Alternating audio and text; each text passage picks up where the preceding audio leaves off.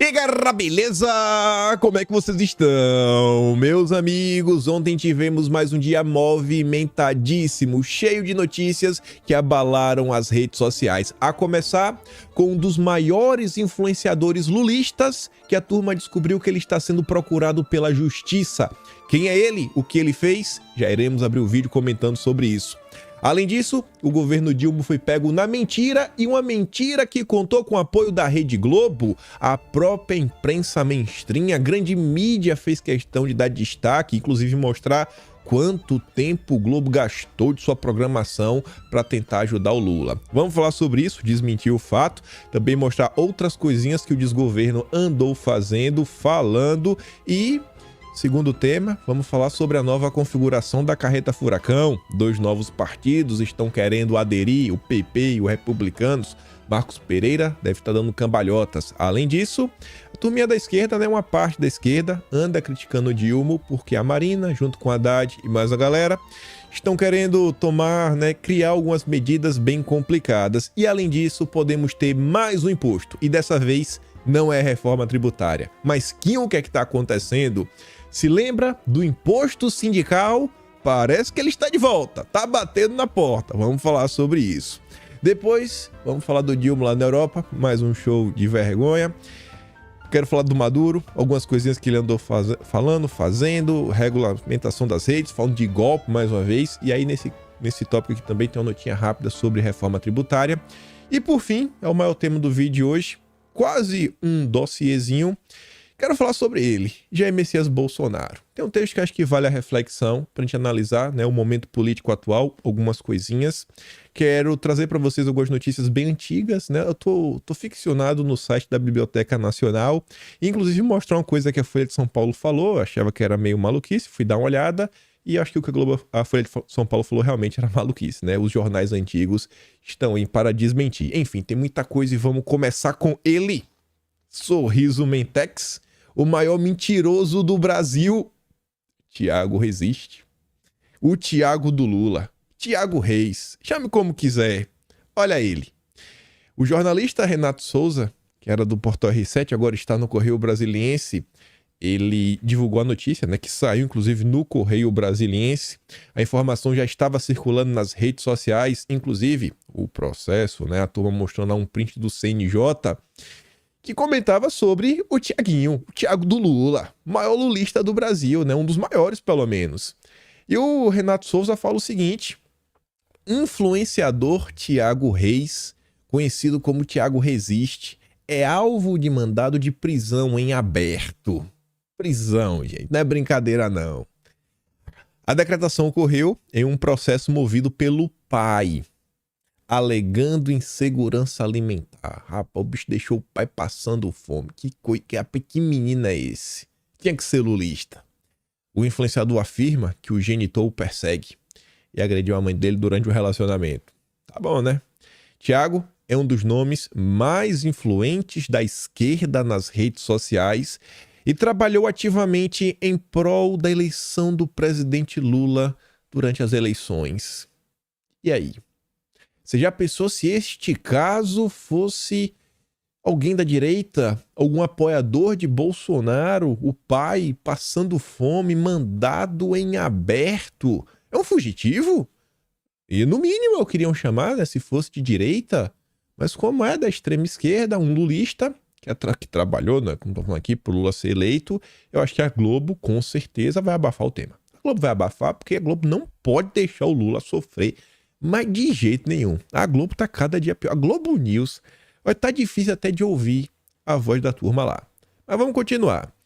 Ainda nesse âmbito da justiça, tem um tema que eu não tô comentando muita coisa, porque eu quero esperar, a finalização dele. Mas eu vi um comentário que eu falei, bicho, esse comentário, ele dispensa até qualquer tipo de reflexão. Não precisa nem explicar o que é. Porque quando vocês ouvirem a Raquel Landi falar, eu acho que ela foi muito feliz em sua colocação. E eu acho que, na verdade, quando ela fala sobre esquerda, ela poderia ser um pouco mais precisa. Ela poderia citar o nome dos jornalistas da Rede Globo. Isso é uma narrativa da Rede Globo, não é da Rede Globo. Ela tinha que ser bem específica. E aí ia ser 10/10. Sem isso daí ficou nota 8. podia ser melhor se ela citasse nominalmente os jornalistas da Globo que estão levantando essa bandeira. Mas vamos ouvir o que ela tem a falar. Existe uma visão meio que está circulando muito, principalmente nos meios mais de esquerda, que é o seguinte: você precisa fazer uma punição exemplar para dar um exemplo para a extrema-direita de que você não pode atacar ministros do Supremo Tribunal Federal. E aí a gente precisa deixar coisas claras. Ataques a ministros do Supremo Tribunal Federal com palavras de baixo calão, a gente não sabe se foi isso que aconteceu. As imagens do aeroporto talvez nos digam, porque elas não têm som. Então vão precisar de uma perícia bem detalhada, até para leitura labial. Mas, se isso aconteceu, você está ali, e isso, infelizmente, é recorrente no Brasil, e a gente pode discutir aí politização do Supremo, etc., que não justifica esse tipo de ataque, de agressão, de forma alguma. Isso é uma questão. Aí você tem crime de injúria, você tem crime de desacato, etc. e tal. Agora, nada na lei tem que ser exemplar para nada. As punições na lei têm que ser na medida da lei. Então, se é um crime de injúria, supondo que seja, é um crime de injúria. Crime de atentado ao Estado Democrático de Direito é o que a gente viu acontecer no dia 8 de janeiro, quando as pessoas quebraram os prédios dos três poderes. É o que a gente viu acontecer nos acampamentos militares nas frentes dos quartéis, onde as pessoas estavam ali pedindo golpe de Estado. Se ocorreu um crime de injúria contra o ministro Alexandre de Moraes, ele tem que ser punido. Agora, isso não pode ser confundido contra um crime, um atentado ao Estado Democrático de Direito. Independente se as pessoas tiverem publicações na internet, supondo que tenham, a gente não sabe, contra a figura pública X, Y, Z, até pedidos de ataque à democracia. A gente está tratando desse fato específico. Nenhum tipo de punição tem que ser exemplar contra nada. Ela tem que tratar sempre de um fato específico e tem que ser na medida da lei. Eu acho que ela foi bem ponderada e fez a pontuação, né? Teve crime? E sim, vamos punir perante a lei. Não é sobre punição exemplar. É a punição que está na lei. Diferente do que vem sendo abordado pela turma da Globo News. Tá um show de horrores. A Globo News, ela tá promovendo uma campanha. Eu acho que isso vai acabar criando problema para as pessoas. Ela tá criando um clima de animosidade. Daqui a pouco, eu não sei. Daqui a pouco as pessoas vão ter que esconder que elas são de direita, assim, com receio do que pode acontecer com elas. A Globo está fomentando coisas extremamente complicadas. Tá, assim, pisando no acelerador de uma forma sem igual. Beleza, quer apoiar o Lula? Apoia aí. Quer verba, né, de comunicação? Pega a verba. Agora, sabe, é tipo do boxe, né, da cintura pra cima, sem golpe baixo. A Globo realmente, assim, tá rompendo já rompeu todos os limites. Já não é jornalismo há muito tempo. E a turma tá achando que é brincadeira. Tá achando que é brincadeira, tá achando que... Eu duvido que eles achem que eles estejam certos, mas eles acham que eles podem fazer o que for que pega nada. Pega nada mesmo. Então, como o caso em si, ninguém tem muita informação até o momento. Agora, em relação à imprensa, eu acho que foi muito pertinente este comentário da Raquel Landim. Mas vamos voltar para falar do desgoverno e até falar da Globo. A Folha de São Paulo deu uma aliviada para a Rede Globo. Fala só o seguinte, ó. Bolsa Família paga valor menor e a menos famílias em julho. Reduções se devem a aperto no cadastro e a beneficiários que conseguiram emprego, mas recuo e vitrine do governo põe ministro na mira.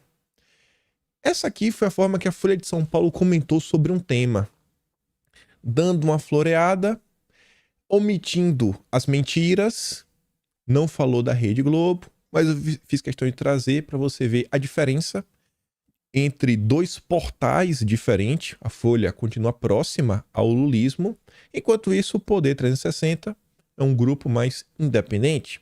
E aí ele já narra assim, ó: governo Lula divulga dado enganoso sobre Bolsa Família. Já muda. Reduziu. Só que não é que ele reduziu, a Folha de São Paulo está trazendo apuração.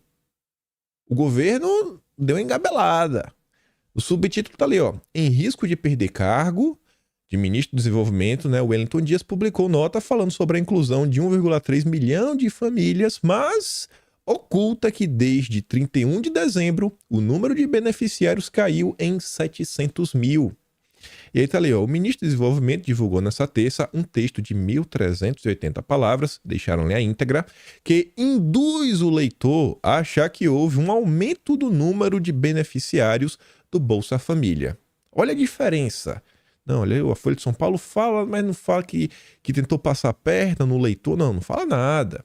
Além disso, o Poder 360 destaca que, com o título Busca Ativa garante inclusão de 1.300.000 famílias do Bolsa Família, a propaganda do governo omite que em 31 de dezembro de 2022, último dia do governo Bolsonaro, havia 21,6 milhões de beneficiários no programa. Agora, o total é de 20,9 milhões, ou seja, uma queda de 700 mil famílias. O Ministério também não menciona a redução do benefício médio de 705 em junho para 684 em julho. E agora, o ápice. A informação do release do governo foi publicada por vários veículos de comunicação. O governo mandou para todo mundo, pediu para publicar, né? Acho que não foi só na Amizade.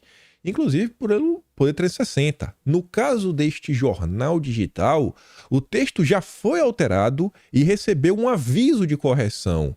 O jornal Hoje, da TV Globo, por outro lado, transmitiu uma reportagem de 3 minutos e 55 segundos e divulgou o press release do governo sobre o Bolsa Família sem mencionar a queda no total de famílias cadastradas.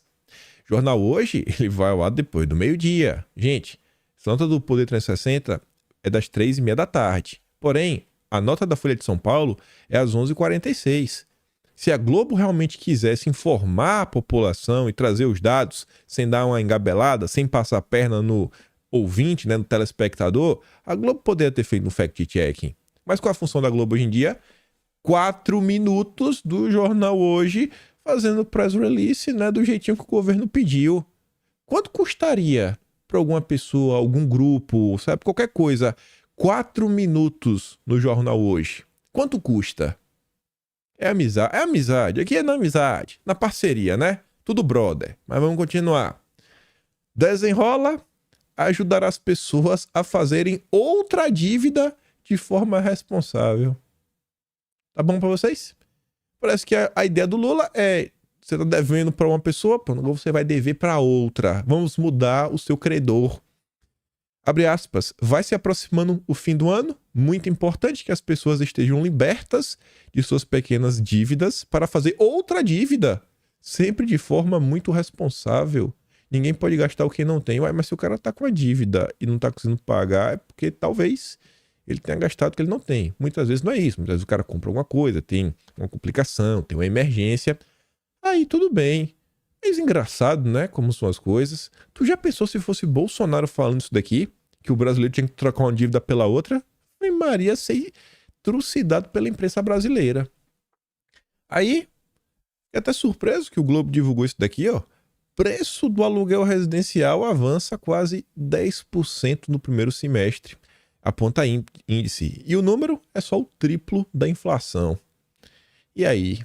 Como é que o Dilma vai resolver essa situação? E aquela inflação complicada, né? Porque pro pobre que tá comprando comida, eu acho que não foi 3% a inflação, não. Eu acho que foi um pouquinho mais. Mas deixa lá.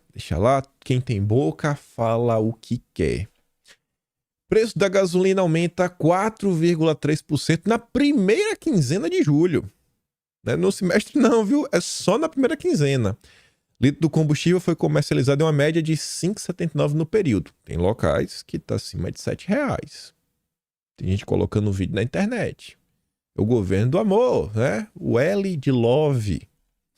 E aí, fazendo uma ponte com o próximo tema, enquanto a gasolina está subindo e não para de subir, mesmo com o preço do petróleo muito mais baixo do que estava lá atrás, mesmo com o governo falando que iria acabar com o PPI, mas o governo voltou a cobrar imposto, né? Precisa aumentar a arrecadação.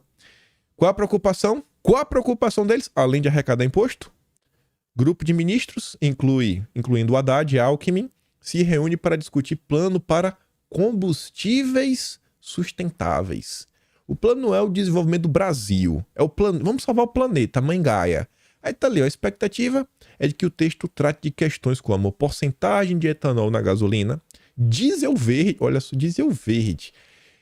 Eles vão querer te convencer que existe diesel verde. É sério isso? Tá, meu. Incentivos à produção do combustível sustentável de aviação, além de regras para estocagem de carbono, entre outros pontos. E essa brincadeirinha do carbono, ela tá vindo. Tá vindo para valer. E a gente vai falar um pouquinho sobre isso também da turma da Carreta Furacão. A começar, não precisa nem entrar no texto propriamente dito, porque ele tá falando aqui coisas que vocês possivelmente já ouviram o Aldo Rebelo falar em algum momento, ou alguém falar sobre isso. Ele tá dando destaque o seguinte, ó. Marina Silva e o IBAMA continuam dando crédito ao Greenpeace e atrasam o desenvolvimento da margem equatorial do Brasil. Tá falando da questão da exploração do petróleo na foz do Amazonas, que a Guiana Francesa tá explorando, mas o Brasil não pode, por causa de um estudo que é controverso. Existem professores de universidade que falam que não tem o coral, mas o estudo do Greenpeace diz que tem, e o IBAMA da Marina, que não serve aos interesses nacionais, isso deveria estar claro para todo mundo, está do lado do Greenpeace. E está lá o do Rebelo reclamando, junto com algumas pessoas da esquerda. Mas faz o L, né? Mas vamos continuar. Acabamos de falar do carbono, plano da galera, combustível sustentável, enquanto outros países só estão aumentando a sua capacidade energética. Veja como são as coisas. A Europa pegou termoelétrica de carvão para falar que é energia verde em alguns locais.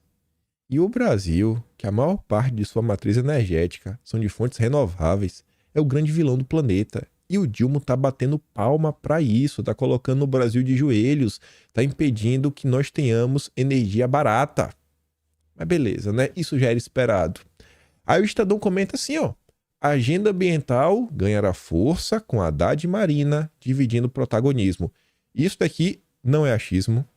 Isso daqui, inclusive, já vem sendo dito nos últimos meses. Trouxemos algumas notas, medidas que já tiveram todo o trâmite que precisa de construção de texto, etc, tudo mais. Que às vezes só faltou um decreto, uma portaria, uma regulamentação parte do governo. Várias já estavam programadas para sair do papel agora no segundo semestre, como, por exemplo, a emissão de títulos da dívida ligados a indicadores ESG.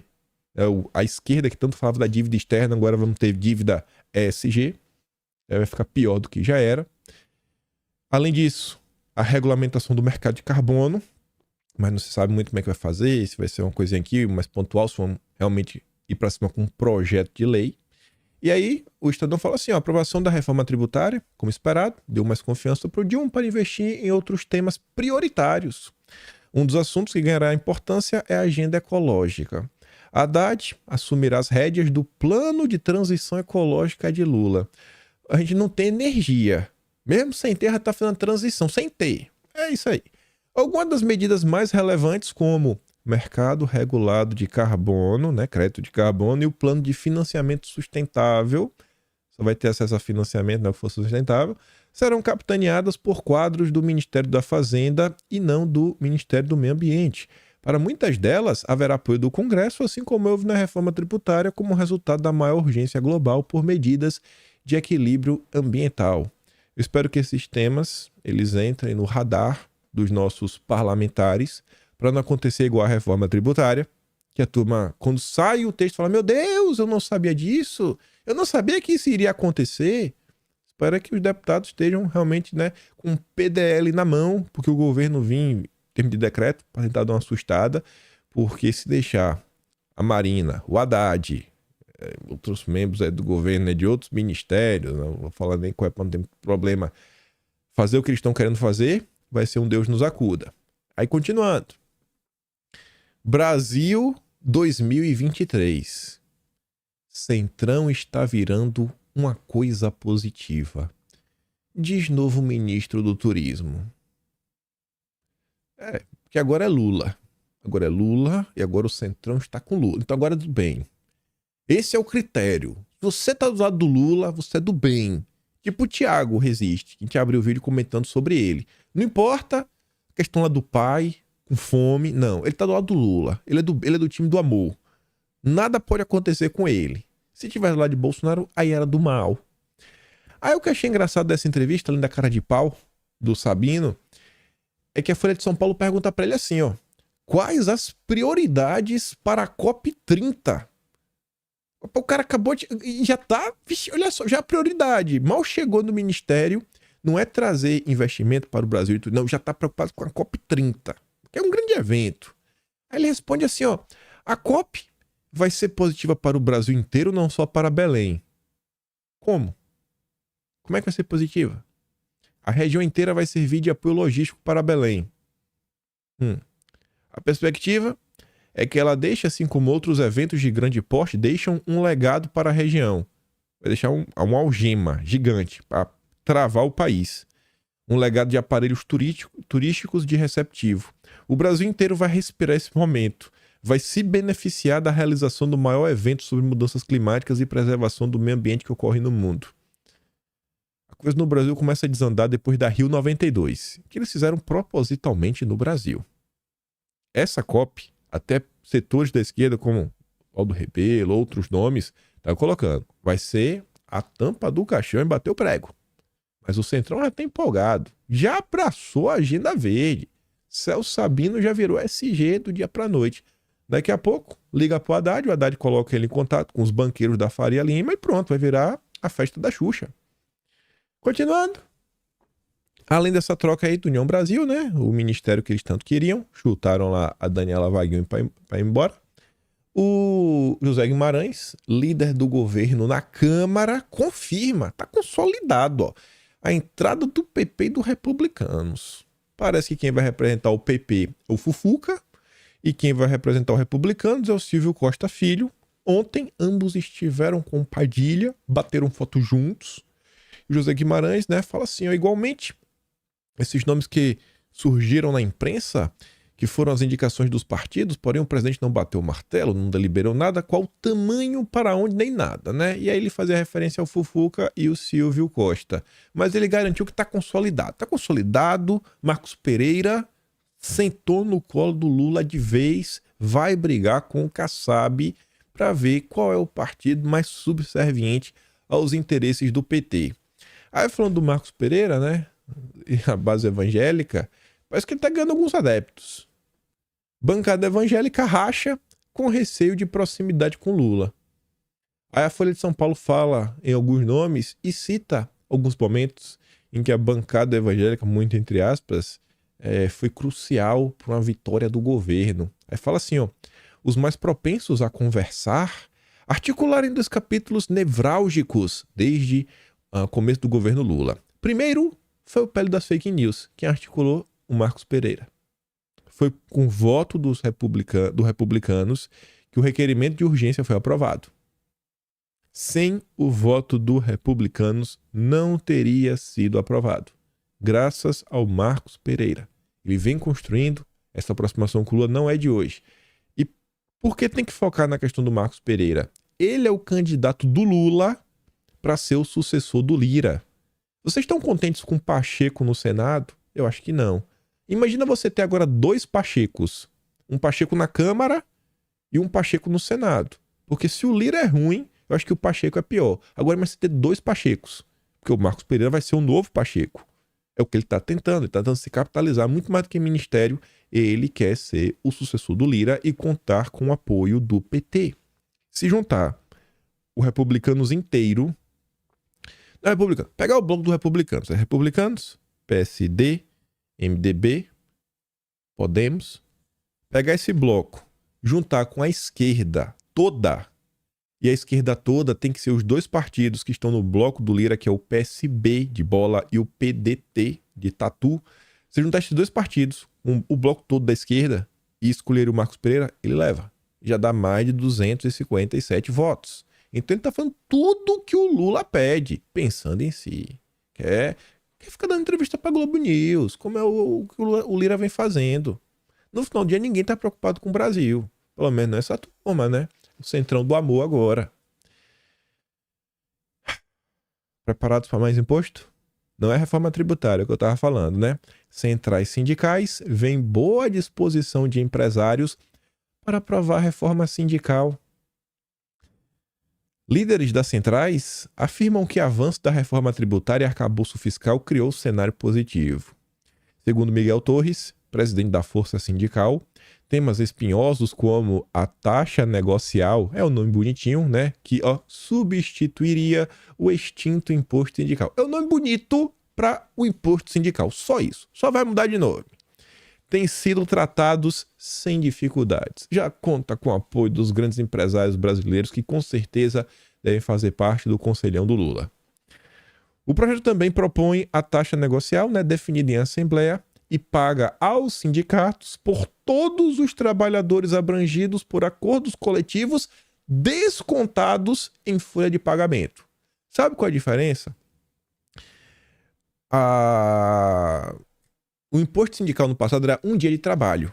Como você trabalha 220 dias no ano, né, em média, mas eu fiz a conta botando 200, cada dia de trabalho é 0,5% de tudo que você ganha no ano, né? Vamos botar assim, vamos arredondar para cima. 0,5%. É o que você pagava antes no imposto sindical. Nessa taxa negocial está se falando em 1%, ou seja, você pagar o dobro do que era o imposto sindical. O imposto sindical voltou dobrado. É o que eles estão discutindo. Tá bom para você? Eu acho que não. Mas a turma fez o L. É o L de love, de amor. Da picanha. E aí de quem reclamar. Quem reclamar é um extremista maluco. Não sabe fazer críticas. É quanto pior, melhor. É oposição por oposição. É o que a imprensa adora falar, né? Vamos falar do Dilma lá na Europa. Mais um pouquinho dele. Isso daqui tava no vídeo antes, falei, não dá tempo. Quero comentar com um pouco mais de calma. Eu venho comentando já há algum tempo que eu acho que o Dilma, na hora que ele tiver que escolher entre o bloco ocidental e o bloco asiático, euroasiático, eu acho que ele vai ficar com o bloco do Biden, né? O Biden, do Macron, seus amigos europeus. E aí, na sua viagem na Europa, ele aproveitou que estava junto com essa nova esquerda progressista da América Latina, né? O Boric, o Petro, para bater um papo com Macron, os europeus, para tentar facilitar, né, quem sabe, as eleições lá na Venezuela, para ocorrer tudo bem, com aquela oposição controlada, que se alguém da oposição ganhar, é a oposição, né, é a direita da esquerda. É a direita da esquerda, né? É o primo do Maduro, tipo isso. Eu achava que estava comentando, né, com a articulação de Lula, a vice-presidente da Venezuela, Delcy Rodrigues, se reuniu com um dos líderes da oposição do país. Quando o Celso Amorim foi na Venezuela no mês de março, foi em segredo, só foi revelado quando ele já estava lá, ele foi fazer o quê? Se encontrar com a oposição. O que é que ele voltou para o Brasil falando? Não, a situação lá tá fenomenal, a oposição, nossa, maravilhoso, nunca teve um clima de festa tão grande naquele país. Aí você vê que a verdadeira opositora, que estava bem posicionado nas pesquisas, foi tornado inelegível por 15 anos. Você acha que essa oposição é oposição? Vai ser PT versus PSOL. É o que eles estão propondo. Lênin versus Estado. É o que eles estão propondo lá. É piada, gente, isso daqui. No final do dia, o que o Dilma quer é o quê? Acabar com as sanções. Pra quê? Pra Venezuela ficar rica? Ele fala que é pra... que quando você coloca sanções, você coloca a Venezuela no colo do bloco eurasiano. O bloco europeu ia dizer, não, o país vermelho, não, temos que tirar. O Lula quer colocar a Venezuela no colo do Biden. Os Estados Unidos precisam de petróleo. O Ocidente também. A Venezuela tá aí, né? Tem um pedaço da Amazônia também, é interessante. Então, temos que voltar a ser amigos, não dá mais para ficar nesse discurso, foi de São Paulo, não, deixa lá, deixa sem revolução, vamos fazer uma posição de mentirinha e a gente volta a negociar numa boa sem ninguém reclamar. Mas tá ali, ó, há um incentivo para que o governo brasileiro atue nessa mediação, para que, quem sabe, as eleições do ano que vem sejam relativamente competitivas, para inglês ver. O Jamil Chad também comenta, fala que Lula, Macron e líderes estrangeiros costuram fim de isolamento da Venezuela. Acabar com as sanções. Poder colocar a Venezuela para voltar a negociar com a Europa, com os Estados Unidos, porque agora é hora. Fechou, né, as compras de muita coisa que vinha lá da Rússia, então tem que procurar outro mercado, né, para conseguir matéria-prima barata para as indústrias europeias e americanas, né, inclusive energia. Aí, pra você ver como é uma piada essa história de o Lula ajudou diálogo com oposição. A gente não tem oposição. Esse Lourival Santana, ele é um analista de política internacional, pelo menos desde o início dos anos 2000. Início, eu digo, tipo assim, 2001, 2002. Eu já trouxe uma nota dele de 2002, que saiu no Estadão, ele trabalhava lá na época, onde ele relata sobre o terceiro encontro do grupo chamado Governança Progressista, que era o que eles chamavam de Terceira Via. Grupo que era pelo Tony Blair. E esse terceiro encontro contou também com a presença do FHC. Ele narrava, também estava o Antônio Guterres, que se tornou o secretário-geral da ONU, né? Toda a turma junta e misturada. E aí o Lourival Santana, esse cara, é um progressista, terceira via, ele fala o óbvio. Pelo menos desde novembro de 2006, quando Lula pediu votos para a reeleição do Hugo Chávez, durante a inauguração de uma ponte construída pelo Odebrecht sobre o rio Orinoco, a oposição venezuelana não o vê como um mediador isento. O Lula tem lado. O lado dele é o Maduro. É piada. Ele não quer, não é eleição limpa nada, ele só quer acabar as sanções. Pra quê? Pra poder voltar, né? A articulação, Estados Unidos, etc, tudo mais. Vamos continuar. O Dilma, que segue em sua defesa pela regulamentação das redes, ele falou sobre isso lá na Europa, a gente vai ouvir daqui a pouco. Só que pra você ver, né? O cara que tá preocupado com mentiras, com fake news, com desinformação, mais uma vez, foi falar de golpe. Eu acho que golpe é fake news. Porque teve um processo que seguiu o rito feito pelo Congresso, né, a Câmara, depois o Senado, validado pelo Judiciário brasileiro. Então, quando você fala que é um golpe, acho que é mentira. E a Veja relata, ó, em Bruxelas, Lula volta a chamar impeachment de Dilma de golpe. Primeiro é importante dizer para o povo brasileiro que havia 8 anos que essa reunião não acontecia. Por quê? Por irresponsabilidade do golpe. E depois, pelo que aconteceu depois de 2018. Foi o quê? Bolsonaro. Ou seja, né? Vocês estão vendo aí que tipo de reunião é que aconteceu. Estão vendo que tipo de reunião aconteceu, né? Uma reunião que só aconteceria se fosse com a Dilma ou com Lula. Que nem o Temer senta na reunião dessa. Nem o Temer sentaria na reunião que o Lula tava, né? Só a nata da esquerda latino-americana e europeia. Tem como sair algo de bom? Eu acho que não. Aí, esse cara que fala de golpe, tá falando de regulamentação das redes. Ai, vamos ouvir juntos. Cadê? É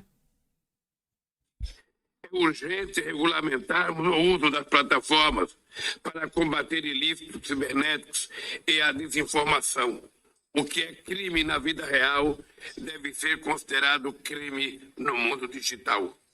Aplicativos e plataformas não podem simplesmente abolir as leis trabalhistas pelas quais tantos lutamos. A precarização do trabalho precisa ser revertida. Além de regulamentar as redes, né, a censura do bem, ele ainda tá me falando sobre... Deixa eu ver que história é essa aqui. Ele ainda tá falando sobre questão do trabalho, né? Não, tem que rever. Com certeza ele tá falando dos aplicativos. O iFood da vida, né? O Uber. Não, tem que regulamentar isso daí. Do jeito que tá ruim. Eu quero saber o que ele vai fazer. Porque assim, eu acho que ninguém mesmo é a favor de ver o motoboy, o motorista ganhando pouco. Acho que se qualquer pessoa pudesse, todo mundo ganhava muito dinheiro. Só que assim, não, tem que ter isso, tem que ter aquilo outro, etc, tudo mais. Beleza, você coloca, mas tudo tem um custo. Você fala assim, não, a empresa tem que dar seguro pra todo mundo. Beleza, isso tem um custo. A empresa não pode também dar prejuízo, ela dá prejuízo, ela fecha, ela quebra. Então, se ela aumenta o custo, ela precisa ter algum tipo de lucro para continuar rodando, ela vai ter que repassar isso de alguma forma. Normalmente para quem? Para o consumidor final. Será que o consumidor final vai conseguir, né, amortizar isso daí, colocar no orçamento dele? Será que não vai começar a trocar? O cara que pegava Uber agora vai pegar o motoboy, o que pegava o motoboy vai comprar uma bicicleta, o que não tem dinheiro para bicicleta vai andando. E aí, às vezes, você tem uma queda na arrecadação dessas empresas. Então, é normal vindo do Lula. Mas é o discurso aí do grande estadista que fala de golpe, etc e tudo mais. É o que você não vai ver na Rede Globo. A Globo agora tá realmente numa jornada, numa inquisição contra a direita. É uma inquisição mesmo. Eles querem, nossa, uma fogueira, botar todo mundo junto, misturado e falar aí, pronto, agora o Brasil tá salvo. Ontem, um senhor chamado Xandico, ele sempre assiste o vídeo, sempre recorta, ele compartilhou e me marcou isso daqui. A gente tava comentando, né, sobre o Global Gateway. Tá falando pra vocês. No final do dia, é a nova Rota da Seda, versão europeia. Aí tá lá, fizeram uma postagem em português, é um perfil todo em inglês. Mas tá falando, ó, a Global Gateway é uma proposta positiva da União Europeia aos parceiros na América Latina. Ela mobiliza investimentos na infraestrutura regional para impulsionar o crescimento econômico e gerar empregos, enquanto promove a digitalização e combate às desigualdades, né? Impulsionando a mudança por meio da sustentabilidade. O Brasil não pode ter a Ferrogrão, mas pode ter a Ferro Europa, que vai ser a rodovia para tirar nossas riquezas, levar até o porto para vender mais barato para os nossos irmãos europeus, nossos colonizadores. Mais uma forma de neocolonialismo. E aqui o Dilma está batendo palma. E que vai se intensificar depois de assinar o acordo do Mercosul com a União Europeia. Que ele está falando, vai sair esse ano. Se depender dele, vai sair. Vamos prejudicar o Brasil, mas vai sair por quê? Porque a Globo vai falar que vai ser bom. Uma coisa que eu vi que não tem muita relação com essa viagem do Dilma na Europa, mas eu acho que chegará o dia que isso vai acontecer no Brasil e não sei, talvez seja até já momento até para os parlamentares já proporem algum tipo de lei nesse âmbito, né, que os bancos não podem discriminar os seus clientes no Brasil, né, o seu sistema de compliance não pode estar acima das leis, né, do país. Mas tá falando assim, ó, que um banco chamado Coates, ele fechou a conta do Nigel Farage porque ele não alinhava com seus valores. Ele é um comentarista político. E aí porque ele fala coisas que o banco não gosta, encerraram a conta dele. Vem aqui pegar seu dinheiro e vai embora. Agora tu já imaginou se todos os bancos fizerem isso? E aí como é que ele recebe dinheiro? Como é que ele recebe pagamento? Como é que ele compra alguma coisa? Não dá pra ver só dinheiro, né? Ainda mais no mundo que tá caminhando cada vez mais para uma moeda digital dos bancos centrais. Que isso daqui ainda vai ser mais fácil de acontecer. Tá ali, ó, documentos obtidos pelo ex-líder da UKIP mostram que o Comitê de Risco Reputacional saiu dele depois de considerar suas opiniões sobre questões como o Brexit. Por ele se colocar a favor da agenda da soberania nacional da Inglaterra, né, o Reino Unido, vamos sair da União Europeia, ó, é um cara complicado. Não pode ter conta aqui no banco. Como assim ele é um soberanista? Como assim ele defende os interesses nacionais? Não é essa reputação que a gente quer. Olha o que está acontecendo, gente, ao redor do mundo. O Nigel Farage não é um desconhecido. Não é mesmo. Vocês já devem ter visto, acredite. Seja com algum parlamentar, seja alguém compartilhando o vídeo dele, é um senhorzinho, coisa lá. Cabelo meio castanho claro. Vocês já devem ter visto. São uns 50 e poucos anos. Que é o cara famoso. Olha o que está acontecendo ao redor do planeta. É essa turma que está querendo falar isso aqui, ó. Impulsionado pela mudança da sustentabilidade, né? O amor. Oh, meu Deus do céu. Amantes do meio ambiente, do planeta Terra. Na hora de lidar com o ser humano, olha a humanidade deles. Mas vamos continuar. Ontem eu vi essa postagem e eu não consegui achar mais. Esse perfil aqui, ó, o Ale Pavanelli, ele postou isso daqui. Eu vi porque o perfil da Elisa, a Elisa Bron, ela compartilhou isso daqui colando uma nota.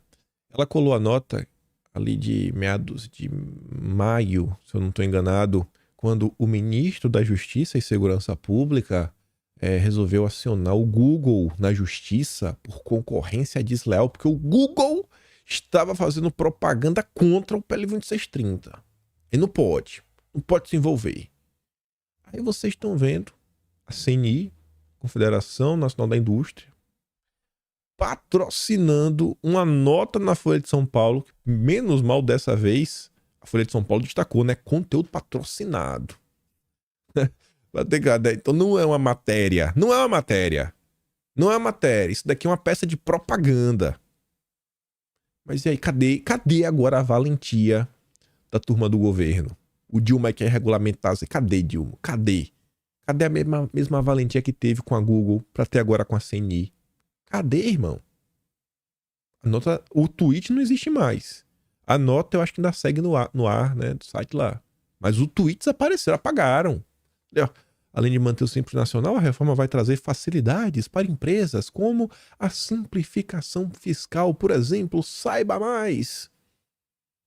Por que apagaram esse tweet, hein? Rodei de cima até embaixo, não achei por nada. Mas tudo bem, né? Vamos continuar. Falando da reforma, sai um texto no Estadão do Fux, onde ele dá destaque a alguns pontos que deveriam ser óbvios, e eu vou fazer questão de ficar comentando sempre sobre a reforma tributária, porque, assim, né, não adianta você falar uma coisa um dia e não falar mais, todo mundo esquece. Porque as coisas no Brasil são... Não é no Brasil, no mundo é assim. O ser humano funciona dessa forma. Você tem que bater na tecla sempre. O cara ficar assim, o cara ficar letrado, o cara acordar, dormir, pensando na reforma tributária, que a população precisa discutir. Inclusive, aproveitei a participação ontem no Pânico, né, para levar aqueles 3 artigos, falar com outro público, outra bolha. Eu vejo que o Emílio guarda alguma coisa do que eu fico feliz, fico muito feliz. Aí eu falei, rapaz, de vez ou outra eu falo alguma coisa lá que é muito específico, aí eu vejo passar uns dias, aí tá lá o Emílio questionando alguém, eu falei, isso aí foi eu que falei, viu? Isso aí foi eu que falei, viu, Emílio? Tá me ouvindo? O velho, acho que ele tem uma consideração por mim, que até ontem coisado assim, rapaz, como é que o Emílio sabia que eu fiz lá a prova? Eu não postei isso em lugar nenhum. Eu só falei isso daí no history rápido no Instagram. Ele tem uma conta, né, fake, que ninguém sabe qual é. E eu falei no canal secundário. Aqui no canal meu não foi no momento, não falei nada na rede social, nem Twitter, nem nada. Eu falei, pô, vai gostar de mim, viu? Fico feliz. Eu tenho uma consideração pelo... Eu acho que vocês também, que deve ser de minha idade pra cima, vocês devem assistir na época o Pânico na Rede TV, né? É um negócio que guarda uma emoção boa, uma nostalgia da época de criança. Mas enfim, né? Falar do Pânico. Voltando para a reforma tributária. O Fux fala assim, ó. Passado o momento de catarse coletiva, porém, a ficha começou a cair. É sério, começou a cair, né? Acho que tem algum problema. Talvez a reforma aprovada de maneira acelerada pela Câmara, sob pressão do governo Dilma, não seja a panaceia que se imaginava a princípio. É mesmo. Além da centralização da arrecadação nas mãos da União, da redução da autonomia da Federação e da possibilidade dos estados cobrarem um imposto sobre exportação de produtos primários e semi-elaborados até 2043, pouco tempo, a reforma não definiu qual vai ser a alíquota do IVA, que é um grande problema. Por mais bizarro que possa parecer, é isso mesmo. A reforma tributária, aprovada pela Câmara, deixou os contribuintes no escuro sem ter a mais remota ideia de qual será a fatura que lhes caberá quando ela for regulamentada. Isso, possivelmente ano que vem, 2024, em algum momento, diante das previsões oficiais. Em outras palavras, a reforma apresenta um cheque em branco dos pagadores de impostos para o governo e poderá se tornar uma conta salgada se a discussão no Senado não sair do plano das ideias e mergulhar no mundo real. O que vocês acham que o Rodrigo Pacheco vai fazer junto com a turma do PT? Então acho que é importante que a população comece a cobrar, chegar junto, ó, botar uma lupa em cima. Depois ele fala assim, ó, não há nada, nem um número sequer que revele qual será a alíquota a ser cobrada dos setores não incluídos nas exceções. Mas o pior é que até as exceções também são vagas. A exceção fala o seguinte, vai ser 40% da alíquota cheia. E quanto é a alíquota taxinha? Não sei, mas vai ser 40% da alíquota que a gente não sabe. Complicado, não? Pelas contas do Felipe Salto, ex-secretário da Fazenda e Planejamento do Estado de São Paulo, ex-diretor do Instituto Fiscal Independente, vinculado ao Senado, a alíquota total deverá ser ainda maior, ficando acima dos 30%. Nas estimativas do CONFAS, Conselho Nacional de Política Fazendária, a mordida alcançará 33,24%. E para o economista Marco Sintra, professor da FGV, vai roçar os 34%. Precisamos discutir a reforma tributária. Pelo menos remover a parte ideológica que está dentro dela. E aí, sobrou menos tempo do que eu esperava, mas a gente vai falar dele. E a melhor parte do vídeo, deixei para o final. Cereja do bolo. Cerejas, mais cerejas. Esse senhor aqui, o Stephen Kenneth, ele escreve bem. Não é a primeira vez que ele escreve um texto sobre Bolsonaro que merece ser repercutido e comentado. Eu trouxe outro que ele escreveu, circulou bem, mais de 1 milhão de visualizações no Twitter na época, etc, tudo mais. E aí ele fala assim, né? Ele começa com um questionamento. Jair Bolsonaro, uma revisão necessária ou esquecimento? Como tratar Bolsonaro? Né? Não só a pessoa, né? Que Bolsonaro já transcendeu a pessoa Bolsonaro. É um símbolo, no mínimo já virou um símbolo.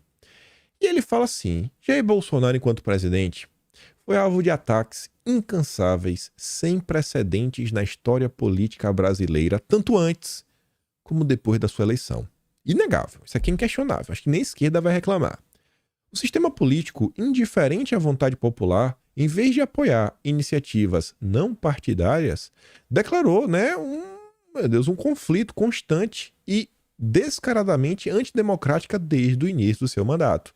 A esquerda fala que não, olha só, porque Bolsonaro nos 6 primeiros meses podia ter feito isso, aquilo, outro, etc. Nos 6 primeiros meses, Bolsonaro tentou avançar. Ontem eu assisti o Mangabeira Unger, o Monark. O Mangabeira Unger é um pensador, é um cara que dialoga no judiciário, é um cara que faz a cabeça de uma parte da esquerda no Brasil. Eu fui tentar entender. Ele me veio com a tese que Bolsonaro não aproveitou os 6 primeiros meses. Aí eu fiquei pensando comigo. Eu falei, rapaz, será que o Mangabeira Unger lembra que em 26 de maio de 2019 a população precisou ir para as ruas para tentar provar a redução no número de ministérios? Não é que Bolsonaro queria aumentar o tamanho da máquina, né? Colocar cabide de emprego para os amigos, como foi a reestruturação dos ministérios do Lula. Era reduzir, o povo teve que ir. Acho que MP 970 na época, não lembro o nome da MP. E pra ele não, pra ele tá de boa, né? Não, Bolsonaro não quis. Falei, pô, professor de Harvard, tomou um calor do Monark, principalmente quando o Monark começou a falar de democracia, o que tá acontecendo no Brasil. A derrota nas urnas deveria ser acompanhada pela responsabilidade democrática de não obstruir ações progressistas do presidente eleito. Mas este caso foi uma exceção gritante. Até tentaram acabar com sua vida antes mesmo dele se eleger. Bolsonaro, um candidato assumidamente anticomunista e orgulhosamente brasileiro, essa frase aqui, grave ela, que ela vai fazer mais sentido lá na frente, orgulhosamente brasileiro, se opôs a um sistema composto por economistas e políticos que exibiam um orgulho ideológico e uma vergonha de serem brasileiros. Grave isso também. Existe uma parte do Brasil que é apátrida, não consegue pontuar nada de positivo que acontece nesse país. Quer um exemplo? Eu tenho certeza que nenhum presidente foi perfeito. Mas eu tenho certeza que todo presidente fez algo de bom por esse país. O Estadão esses dias falou do Arthur Bernardes, pintando o cara como uma coisa que existe, como a esquerda desenha. E o Arthur Bernardes foi o cara que impediu a criação do Instituto da Ilha Amazônica, capitaneado pela Unesco, que visava internacionalizar nossa Amazônia. A imprensa brasileira, toda vez que ela faz uma retrospectiva histórica, é só falando mal. Faça agora um exercício mental. Tente lembrar a última vez que você viu a imprensa, ou qualquer famosinho, qualquer iluminadozinho, qualquer demiurgo brasileiro falando bem de alguém. Uma figura política que não é mal falada. É uma síndrome que precisa destruir todos os símbolos nacionais. Tudo nesse país. Se for a chegar de Cabral, Cabral um vagabundo. Pero vai caminha, outro preguiçoso safado.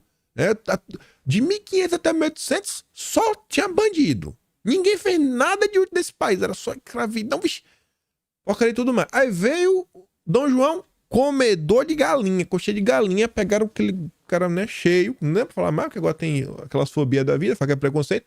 Fizeram um negócio lá na Globo, né, comendo lá um monte de galinha. Aí, Dom Pedro I, pegaram Marcos Pasquim, na época pescador parrudo, sem camisa, não é um pegador, só faz furnicar o dia inteiro. É uma destruição de todos os símbolos. Ninguém presta. Ninguém presta. Tem que destruir a todos. E os iluminados até hoje continuam assim. Por outro lado, tá lá Bolsonaro, fazendo questão, inclusive, de defender pessoas que talvez nem precisava. Alguns nomes que, por exemplo, estavam lá na época do regime militar, ele estava lá, defendia um nome ou outro, falava de pessoas que vieram antes, às vezes apanhava da imprensa, mas o cara valoriza o Brasil. Verdadeiramente brasileiro. Um brasileiro de verdade, com orgulho. Esse é Jair Messias Bolsonaro. Não dá pra esquecer disso. E eu já tô falando demais. Vamos andar. Bolsonaro me empolga, viu? Meu Deus do céu.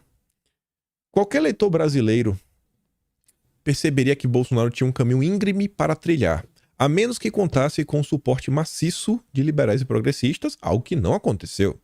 O foco dos intelectuais da mídia foi na crítica voraz às suas declarações, enquanto suas ações, muitas vezes desconhecidas do grande público, eram negligenciadas. A Globo gasta 4 minutos para fazer propaganda política, que acaba até sendo uma certa desinformação, para ajudar o Lula e seu ministro. A gente começou o vídeo falando sobre isso. Com Bolsonaro, nem as propostas positivas a turma queria divulgar. A mídia falhou em destacar seus êxitos. Não é que falhou, eles estão de propósito. Ao passo que suas gafes verbais e comentários politicamente controversos eram amplamente divulgados. Nas raras ocasiões em que uma reportagem favorável era produzida, ela sempre era seguida por um mas. A inflação caiu, mas. Deflação, mas. Mira Leitão era mestre. Frente a isso, Bolsonaro reagiu sem muito sucesso. Ele enxergava tal comportamento como uma ameaça à democracia e enfrentou sozinho a mídia, criticado por ter feito isso por muitos até hoje. Bolsonaro cometeu, de fato, o erro de se expor excessivamente em entrevistas e lives para responder às acusações e destacar suas realizações. Esse dever deveria ter sido dos que votaram nele, da imprensa, de sua equipe de comunicação, da classe média, dos jornalistas, de seus eleitores, e não do próprio Bolsonaro, que não poderia falar bem de si. Isso cabe aos outros. E realmente teve muita gente que poderia ter dado uma contribuiçãozinha, até pessoas do próprio governo. Aproveitar que está num cargo, que a imprensa quer conversar, dar umas entrevistas, explicar umas coisinhas, né? E nos podcasts da vida. A turma demorou um pouco para fazer isso. Bolsonaro só tinha tia do Zap. Só tinha tia do Zap. Hoje, Bolsonaro foi afastado da política, derrubado pelo sistema e sua base eleitoral de 55 milhões de eleitores perderam seus direitos políticos de votarem nele sem, pasmem, protestar. A questão então que surge é: vale a pena reconstruir a figura de Bolsonaro e sua equipe, destacando a verdade de seu governo e suas conquistas nunca divulgadas? Ou seria mais vantajoso focar em outros nomes e simplesmente escolher Bolsonaro, né? Vamos procurar agora um novo líder para a direita? Qual a melhor opção? Lembrar daquele velho moribundo? Ih, Bolsonaro, inelegível. Vamos pensar um novo nome, é um liberal, né? Bem palatável, diz que a imprensa gosta, né? Moderado, não é radical. Qual dos dois?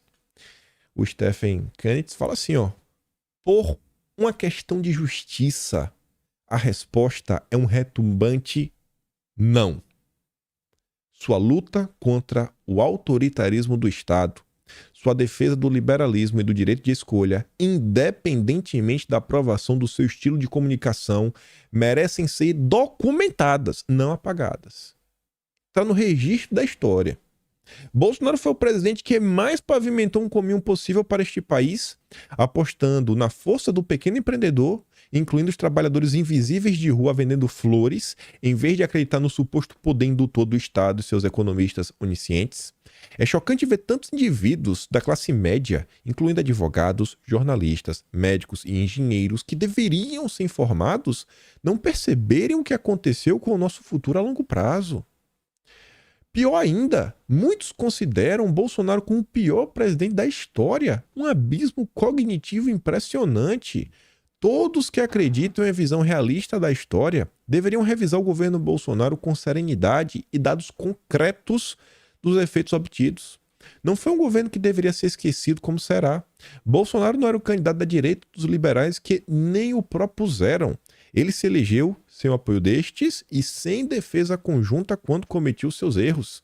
Bolsonaro não era o meu candidato ideal para implementar o comunitarismo que acredito, mas era o melhor que tínhamos à disposição naquele momento. Não é necessário ser um apoiador de Bolsonaro. Você só precisa ser intelectualmente aberto para compreender que não há governo ou presidente perfeito. Aí, sobre isso daí, eu vi uma postagem. Ele está falando da importância de você relembrar, não deixar a história passar. O que o consórcio já está fazendo? Guilherme Amado já escreveu o seu livro. Se tornar especialista, tem que escrever um livro. Sem máscara. O governo Bolsonaro e aposta pelo caos. O Aslan fala assim, ó. Sabe o que vão ensinar nas escolas nos próximos 10 anos? Pois é. A história está sendo reescrita independente de qualquer fato. A única coisa que importa é a narrativa oficial da mídia mainstream. Olavo alertava há anos. Ela pauta todo o universo acadêmico e estudantil.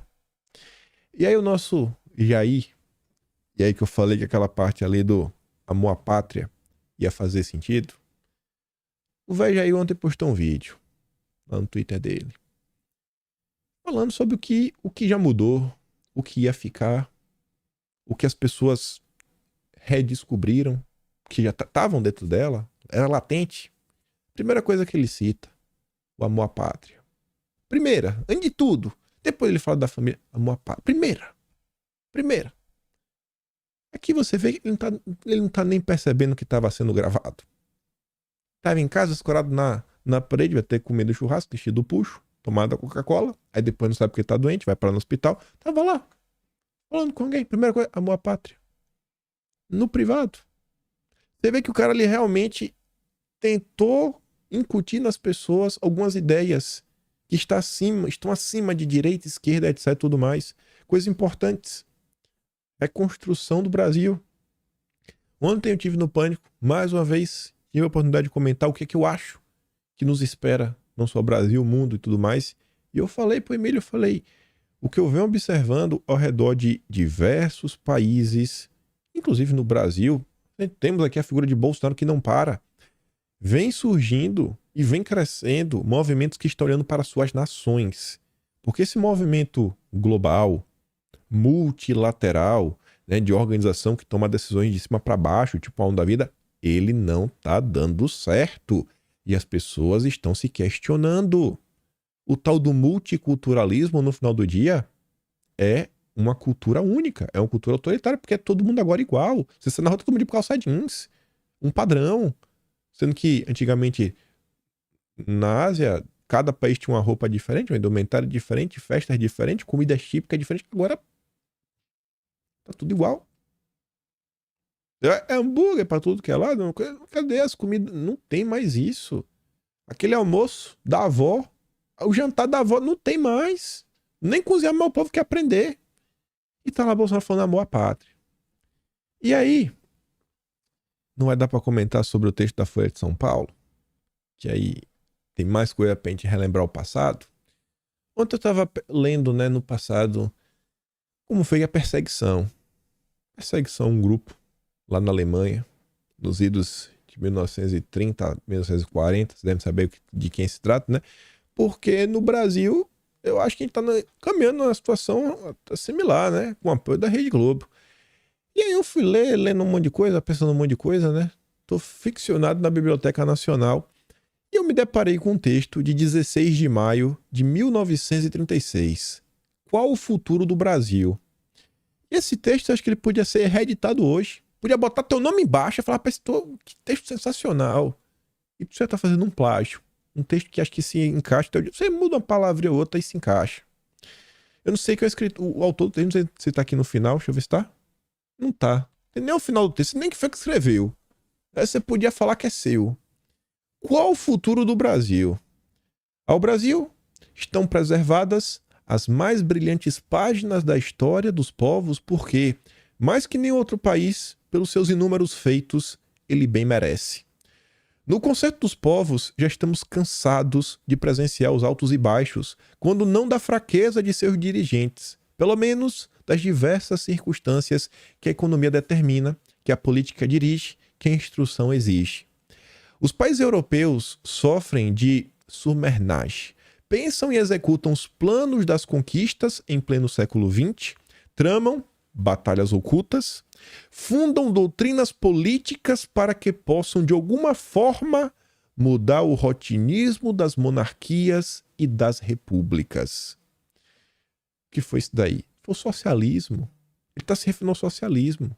Ele está, você vê lá no texto, fundando ideias que só fazem romper, né, com esse tecido da sociedade que une as pessoas, seja república, seja monarquia, o que for, é destruir as nações, promover revoluções internas, estabelecem planos de comércio que são verdadeiras arapucas internacionais, pois o que favorecem na troca de dinheiro fica muito aquém do justo valor da mercadoria recebida. É o acordo União Europeia-Mercosul que o Dilma foi lá assinar. Estamos no mesmo padrão. Neste particular, sofre o Brasil, que vê sua exportação aumentada formidavelmente, enquanto também formidavelmente vê a conversão em libras muito inferior ao que em outra época se exportava. É exatamente o acordo Mercosul-União Europeia. País rico, ainda longe de ficar exausto com o contrabandeamento de suas riquezas. Biopirateria da Amazônia segue até hoje. Durante 4 séculos é o ponto de convergência dos olhares aguçados dos que lá fora sofrem da falta de muita coisa que possuímos e que mal sabemos aproveitar. Veja o caso da Amazônia. Não é possível que se faça um saque em nossa casa, porque esta aqui não é a Abissínia. E para que contraporem ao paradoxal espírito da nacionalidade do brasileiro, julgam os estrangeiros que só uma coisa poderá enfraquecer o espírito irrequieto brasileiro: o comunismo. Alugam meia dúzia de maus brasileiros, imbuem-nos de honrarias e nos mandam como agentes do credo vermelho. Aqui procuram eles subverter a ordem com o auxílio de antigos companheiros. O povo é fácil. Presa, julgam eles, porque ele sofre, e dá-lhe-emos remédio, porque tem fome, e dá-lhe-emos pão, porque vivem massacrados por leis terríveis, instituições que não se coadunam com o espírito materialista do século XX, e dá-lhe-emos liberdade, porque o povo vive em sua pátria com direitos limitados, enquanto o estrangeiro vive à sombra das leis brasileiras, e então dá-lhe-emos terra. E o comunismo vive em sua terra sob o látego do Estado, que lhe dá perca alimentação. E o comunismo vive em sua terra sob o terror do fuzilamento das barbaridades legais. O comunismo vive a lutar com o Estado para que ele não lhe tire o último metro de terra útil a fim de que possa ao menos plantar batatas. Brasileiros, nascemos debaixo de um regime, mal ou bom, respeitemo-lo. Amemos a liberdade infinda de nossos ares, que um límpido céu anil cobre, amemos o trabalho prodigioso e fecundo que tornará o Brasil grandioso e feliz. Amemos a terra que nos viu nascer, porque nunca veremos um país como este, segundo Bilac. Tiremos da nossa ideia a pretensão de sermos felizes algum dia com o comunismo, porque ele não dá felicidade onde nasceu e onde implantar. 1936. O brasileiro que ele apontava que era um povo, cadê? Espírito de nacionalidade do brasileiro. O Brasil é igual do Brasil. Essa porcaria que assim, ó, todo brasileiro fala mal do Brasil. Agora parece alguém falando mal, o brasileiro vira um amigo. Não fale mal. Só quem pode falar mal é a gente. Não fale mal do Brasil. Não fale mal do Brasil. Esse sentimento tá aí, no coração de cada brasileiro há muito tempo, de ver essa nação andar para frente, de realmente começar a se discutir o Brasil, políticas públicas para melhorarem este país que o governo Bolsonaro tentou fez várias outras. Meu Deus, foi um parto para tirar do papel. Imagine se tivesse apoio da imprensa desde o início para destravar o marco das ferrovias. Qual brasileiro até de esquerda não via nas escolas que o Brasil era um país extremamente propício a ter ferrovias, que é mais barato esse e aquilo outro?